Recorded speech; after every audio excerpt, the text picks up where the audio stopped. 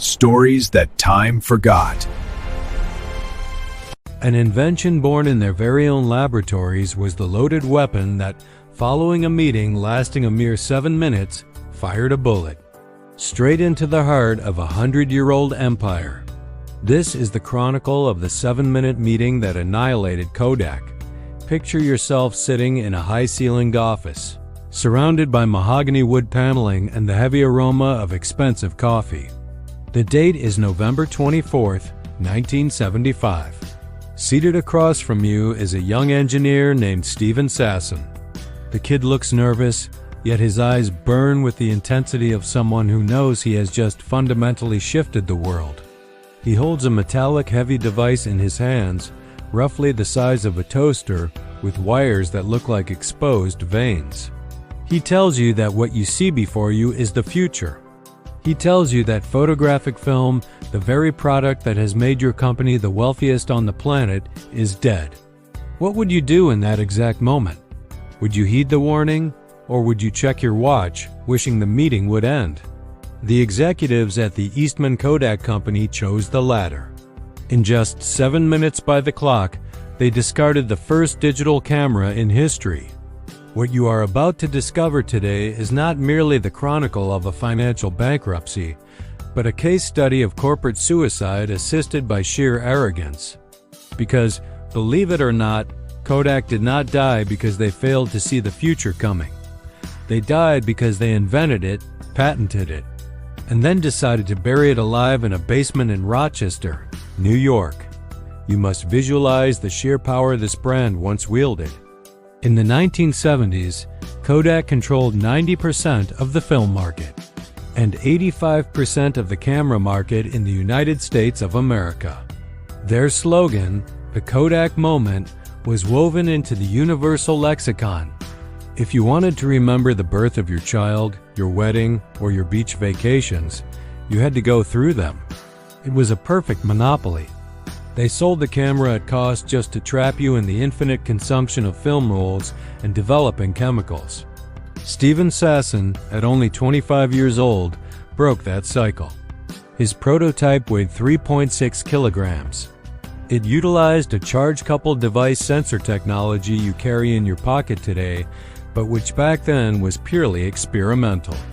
The image was in black and white, with a resolution of 0.01 megapixels.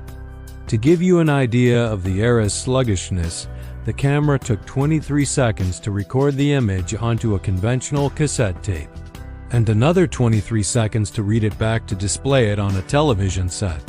When Sasson gave the demonstration before the board of directors, the reaction was not one of awe, but of technical contempt. Do you know what the first thing they asked was? They didn't ask about the technology's potential or how to improve the resolution. The vice president of the research division asked when that machine would be able to print a photo on paper. When Sasson replied that the entire goal was to never use paper again, the meeting was adjourned. For those men, photography was paper and chemistry. If there was no paper, there was no business. What happened next is a masterclass in willful blindness. The company did not ignore digital technology. They spent billions of dollars researching it.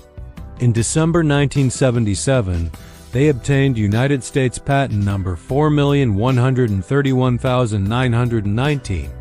They held total control of the future in their hands, but they made the fatal mistake of thinking they could dictate the pace. While you and I began using personal computers in the 1990s, Kodak remained convinced that digital was just a toy for enthusiasts. In 1981, the arrival of the Sony Mavic camera was a clear warning signal. However, internal Kodak reports, later analyzed by experts at Harvard Business School, revealed something chilling. The executives knew digital would replace film, but they calculated they had at least 10 more years of guaranteed profits. They decided to milk the cow until the very last drop, ignoring the fact that the cow was already dying. I invite you to walk through the halls of Kodak's factories during that era. The noise of the machines cutting celluloid was constant. The smell of nitrate and silver filled the Rochester air. It was a city built by and for analog photography. Thousands of families depended on you continuing to buy those yellow boxes. That social and economic pressure created an echo chamber where no one dared to say the king was naked. In 1991, they launched the DCS-100, a digital camera for professionals that cost $13,000.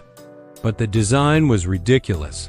You had to carry an external storage unit the size of a backpack connected by cables. It was as if they wanted to prove that digital was cumbersome, expensive, and ugly compared to the elegance of a film camera. Meanwhile, in Cupertino, a man named Steve Jobs was looking at the world through a different lens.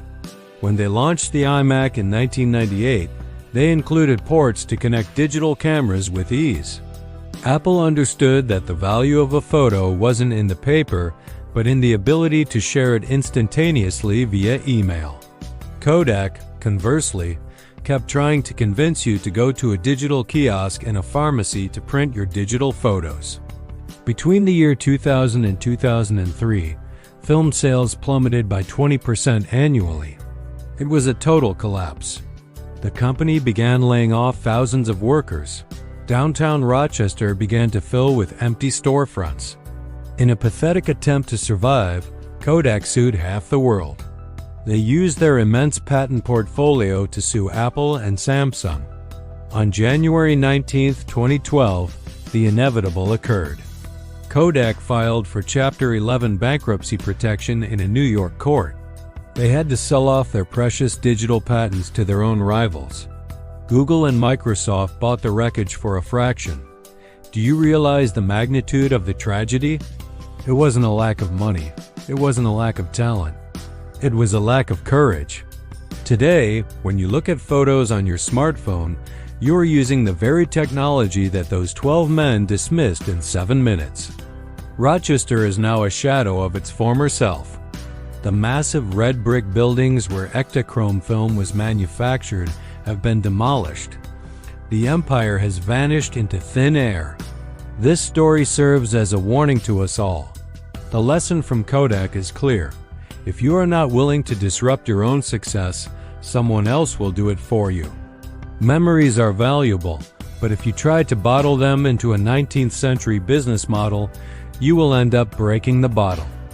What do you think would happen today in a boardroom if someone presented an idea that threatened to destroy a flagship product? Leave us your answer in the comments. We are very interested in your take on this dilemma between tradition and innovation. Like and subscribe to discover more stories time forgot.